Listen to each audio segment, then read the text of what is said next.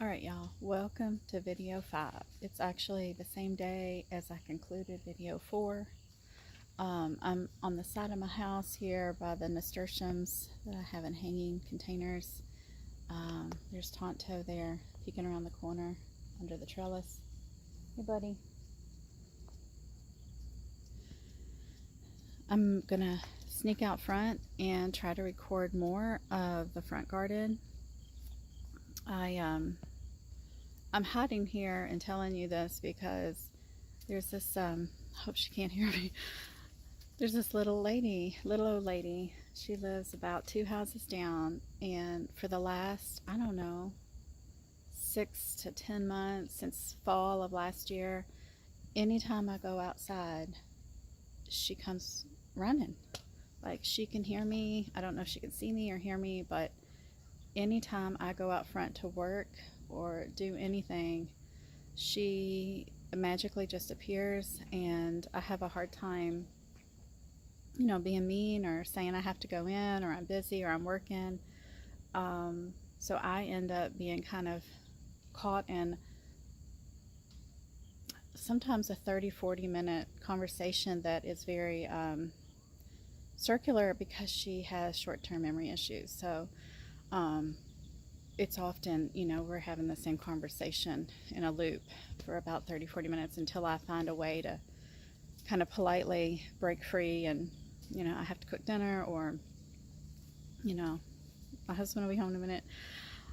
It's really hard. So I try to avoid that, and for all I know, she's probably around the corner listening to me, and I'm breaking her heart, and I feel horrible saying this, but it's just, it's hard to get stuff done. So if I abruptly shut the camera off, which I did do that, I think in video 3, because I had just started, and then here she comes up my neighbor's yard. I was all the way up by the house, but she saw me or heard me come out the front door. I'm not sure, but there she was. So yeah, if I'm ever out and I just abruptly have to stop talking and shut down the camera, that's why. So I'm going to try to sneak out and get some video, because I do need to quickly get things cleaned up there, get the vegetable plants cut down, and so here we go. Okay, y'all saw the back side of this section yesterday, and you can see I took down all those tomatoes. They're gone. They're in a pile there behind that container. Okay, I got dogwood here, bridal bush, and got some cat mint growing here that my cat loves. The biggest one I bought last year, but the others in the back there I've grown from seed. My daughter's Rose of Sharon that she picked out. I did have a bunch of tomatoes right here and some tomatillos, however you want to say it. Look at that, guys. You can't tell the color. I'll try to capture some actual pictures. It's a really dark burgundy. Those were just from seeds that fell to the ground and started to germinate, and I transplanted them, and then I got this gorgeous color. So I'm going to try to save the seeds from that.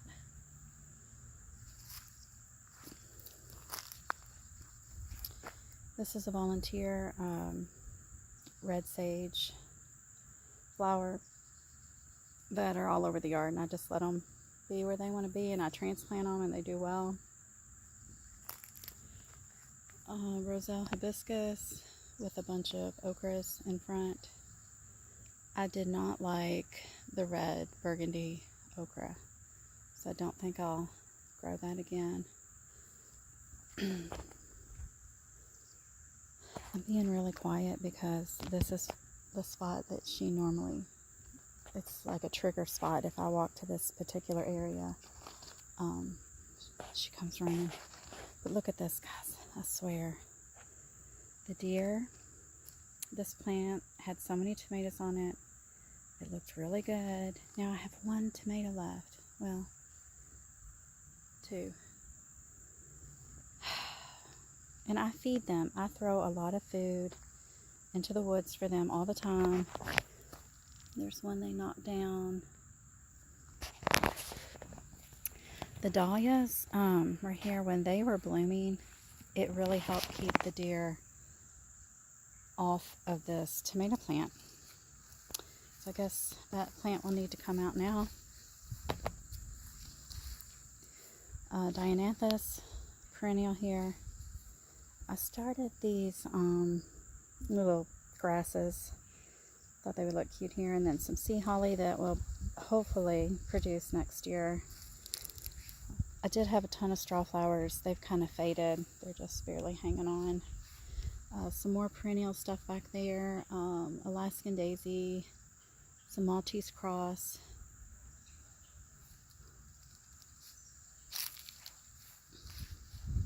Now this little section pretty much will stay perennial and green, except for the African blue basil. Don't know if you saw that little short I put up, but this African blue basil is like just incredible. You can take small cuttings from the mother plant and just stick them in the ground, and then you've got a whole new plant growing probably within a couple weeks, 3 weeks. I think I did these transplants from cuttings, I don't know, maybe 3 weeks ago, and they're looking really good. They will die though with the cold. And what I do, like October, late October, is I just take cuttings, put them in a vase with flowers, and they'll root. And once they've rooted, you can put them into little pots of dirt and overwinter them in the house. Or I kept mine in water for like 2 months. It's not because I wanted to. My whole family caught COVID like mid-November last year, and we were super sick. I was like kind of bedridden for 4 to 6 weeks with COVID pneumonia, and they stayed in water until January, and they did fine. So these are actually descendants of the cuttings I saved last November, because I only had 3 plants that I kept after giving some away that I planted in the yard, and I'll show you all those later. Some more dahlia. This area normally looks so much more beautiful, gorgeous, and full. I will put some pictures up here.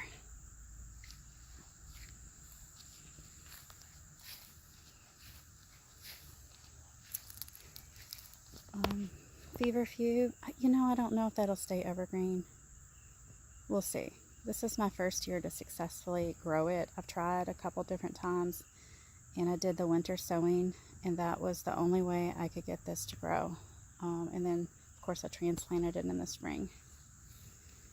Some spice hardy hibiscus, which I'll put, like I said, I'll put the pictures up. They're gorgeous. Yarrow.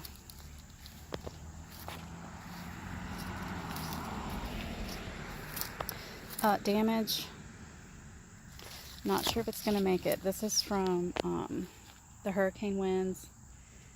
I hope that it make it. My Roselle Hibiscus, I hope it makes it, but we will see. Okay, so right next to this bed is this other big bed. And, well, I've got these 2 huge pineapple sages in between a gorgeous butterfly bush. Actually, the pineapple sage, it grew huge. Like, I don't even know how big this is. I would say, oh gosh, 10 feet wide by 7 feet tall. Uh-oh, somebody's here. Okay, I'm back. Close call. It was not her, someone else. Okay, so I had a seedless watermelon growing here on this little cheap rebar mesh trellis thingy that works great. And I learned the hard way to read directions and research before planting something new, like the seedless watermelon. You're supposed to plant seedless variety next to a seeded variety. So I did have 3 or 4 germinate, and I think it's only because up on my main little raised bed area, I did have one seeded variety that was growing for a while. Abelia. The backside here of that big giant pineapple sage, you see my little artichoke guy getting kind of engulfed in the pineapple sage. Okay, I've got this sucker that actually was a very successful sucker, I thought, although I'm not sure if I'm going to actually get fruit before the first frost. I did see a little baby somewhere. I can see I've had some deer visitors last night. Got a rose topped off there. And I have my purple rose my daughter gave me for, I think, Mother's Day one year, completely naked. I mean, look at that. There are no leaves. They just ate it. Wow. They are just relentless. My other purple rose is also completely eaten. And it looks like they decided to come eat on this cherry tomato. Red Pearl cherry tomato. Great variety. Definitely will grow this again. Looks really sad now. A couple items I've potted to take. This is a Luna hibiscus. It will be fine. It looks horrible, but I have transplanted hardy hibiscus before and they look dead and then they're fine. This one actually I transplanted the year before and I thought it was dead, and then come, I don't know, June-ish, here it comes, popping out of the ground, looking gorgeous when it blooms. Interesting. This is Silver Cup, and also eaten by deer last night. They do not even eat Silver Cup. At least they haven't all summer. Next spring, I'm going to make a video on measures I take for deer control. It's kind of too late now, and I have gotten really lax. Not going to lie. I have gotten really, really lax. Let's see if I can get past all these bees without them trying to get me today. Well, I better go the other way here. Oh, there's somebody. Okay, so we're back. Well, I'll cover this whenever I make a deer video, but they don't like shiny, spinny things, so put these pretty little pinwheels from the dollar store up. This is one of the 3 African blue basils that I rooted last fall and planted in the spring. They get huge. That's just from one little cutting. The bees absolutely love it. You can use it to eat, make tea, cook with. It is a kind of a different taste. I don't. I just grow it for the bees. Got my lemon drop here. Need to pick it. Artichoke, artichoke, artichoke. Did have peppers there. There's that okami cherry. I don't even know if I talked about it yet, but I got that on clearance at Lowe's last late spring. I barely fit it into my minivan. It's probably doubled in size, but it was huge that day, but it was only like $17, so I had to get it. Another African blue basil. Like I said, that is one plant, I would say. 6 foot wide, 6 to 7 foot wide, maybe 3 to 4 feet tall. So many pollinators, varieties of bee. Definitely, if you want to sit and listen to the buzz of bees, pull up a chair and just sit right here. And they normally don't bother me at all. They're just happy just to have all this flower to keep them busy. Got some blanket flowers and a mix of butterfly weed bush and phlox. Honestly, that basil has taken over so much. Some dahlias I grew from seed. There's that poor little silver cup.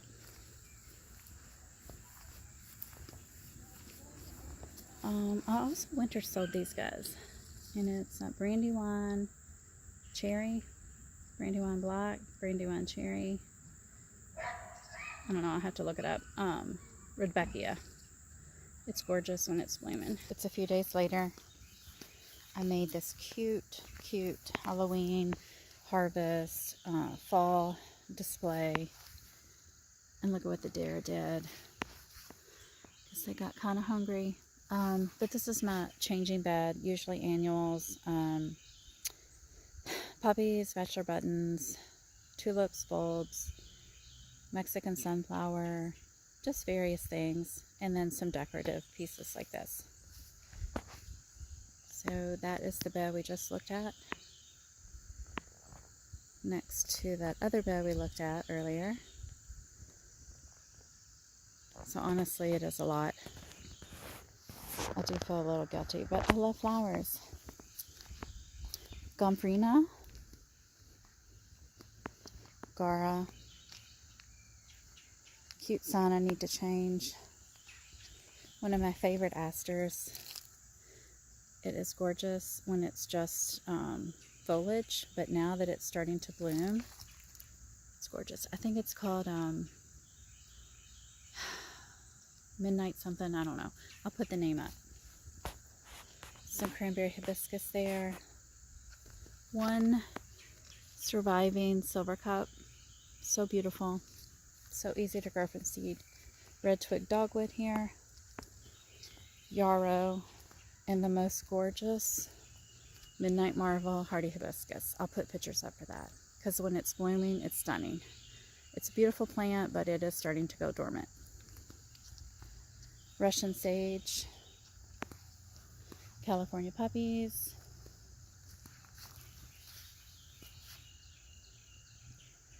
so that's it for the front yard. It's a lot. Talk to you guys soon.